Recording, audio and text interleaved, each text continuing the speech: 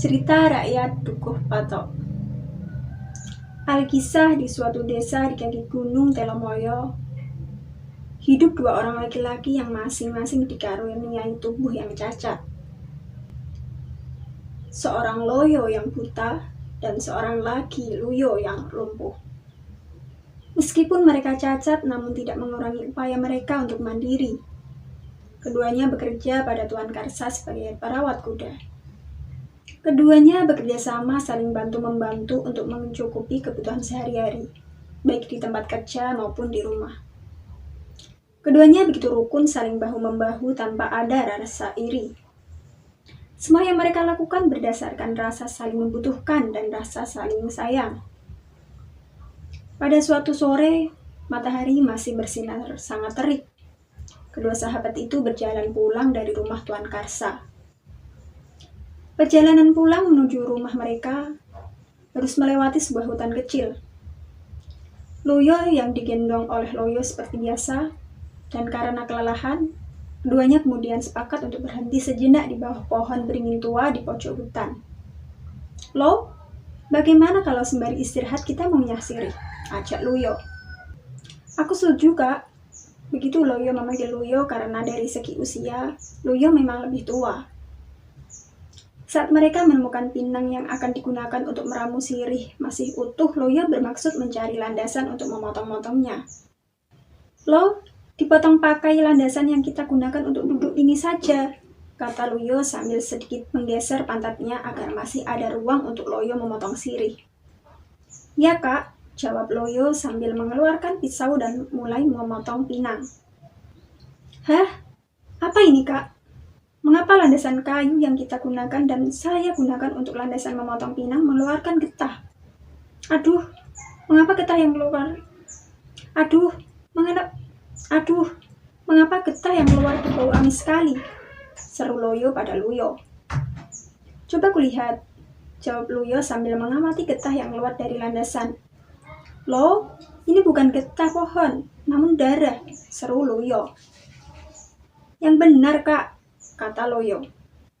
Luyo kemudian menempelkan jemarinya yang terkena darah ke hidung Loyo untuk dibahui, dan saat ia hendak menempelkan cairan itu ke hidung Loyo, Loyo mengangkat tangannya sehingga cairan itu sedikit mengenai mata kanan Loyo. Aneh, mata Loyo yang semula tidak dapat melihat kini dapat melihat. Dengan kagum dan masih diliput rasa tidak percaya, ia memandangi sekelilingnya. Lalu ia berseru dan memanggil Luyo. "Kak, sebelah mataku yang terpercik getah itu dapat melihat." "Coba, Kak, kau percikan lagi di sebelah kiri," pinta Loyo. Luyo segera mengelurkan tangannya yang masih terkena percikan getah landasan dan menggoreskannya ke mata kiri Loyo. Dan sekali lagi, keajaiban muncul. Mata Loyo sebelah kiri setelah dioles getah landasan oleh Luyo dapat melihat. Loyo kemudian bersujud di tanah mengucap syukur atas kesembuhannya. Lalu katanya, "Kak, coba kau balurkan getah ini di kakimu.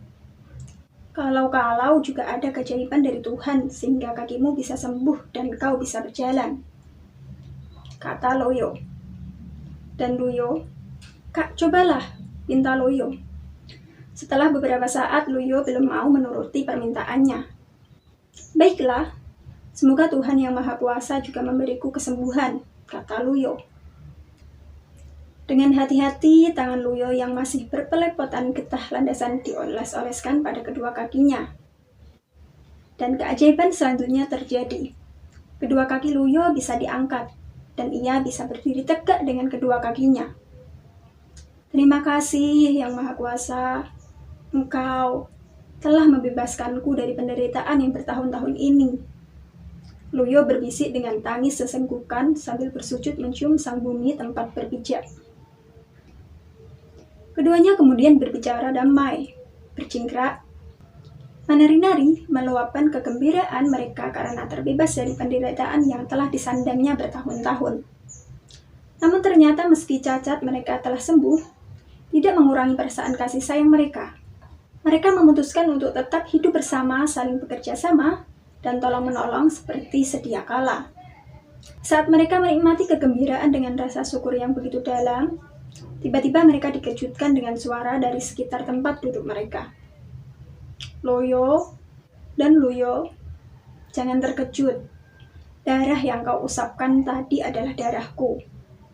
Amatilah tempat yang kau duduki tadi, dan bekas tempat kau gunakan untuk memotong pinang adalah bagian tubuhku, kata suara tanpa wujud itu. Loyo dan Luyo terkejut. Mereka begitu takut telah membuat kesalahan dengan melukai batang pohon yang mereka duduki. Mereka kemudian mengamatinya. Dan lebih terkejut lagi, setelah diamati secara seksama, ternyata yang mereka kira batang tumbang itu adalah tubuh seekor ular raksasa. Kalian berdua jangan takut. Batang yang kalian duduki adalah bagian dari tubuhku. Namaku Baru Kelinting. Aku sedang bertapa dalam upaya mencari ayahku. Namun ada satu permintaan dariku. Jangan kau katakan pada seorang pun kecuali kalian berdua perihal yang baru saja terjadi. Karena apabila ada orang yang tahu, maka mereka tentu akan membunuhku. Kalian mau berjanji? Tanya Baru Kelinting. Ya, naga Baru Kelinting. Kami berjanji.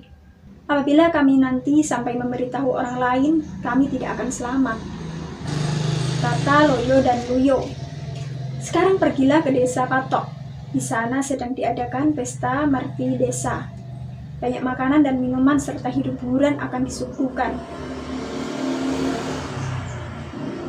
Bantulah penduduk mempersiapkannya, kata Baru Kelinting. Loyo dan Luyo segera bergegas menuju desa Patok untuk melihat keramaian dan membantu penduduk menyiapkan pesta. Selamat siang, Ki Sana. Kami pengembara.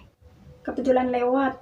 Kalau boleh tahu, ada acara apakah hari ini di desa Patok? Kami lihat penduduk semua sibuk, kata Luyo pada segerombolan orang yang sedang menghias panggung.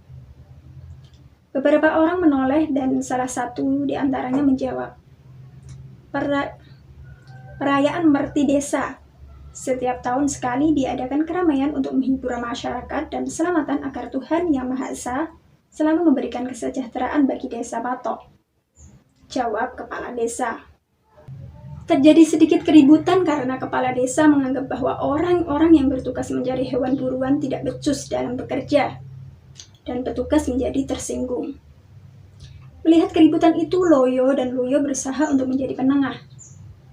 Saudara sekalian, saat ini memang musim kemarau panjang sehingga hewan buruan jarang muncul karena rumput meranggas. Untuk itu, apabila bapak-bapak berkenan, akan kami tunjukkan daging binatang yang dapat kalian suguhkan di perhelatan ini, kata Loyo tenang dan sedikit takut menyinggung kepala desa.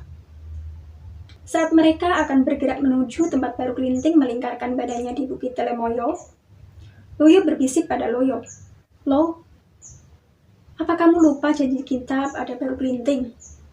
Loyo yang diingatkan terkejut lalu menjawab, lupakan saja. Dia hanya seekor ular, mana bisa kata-katanya bertuah. Yang penting, kita dapat membantu penduduk agar kita dapat diterima di sini, jawab Loyo kalem.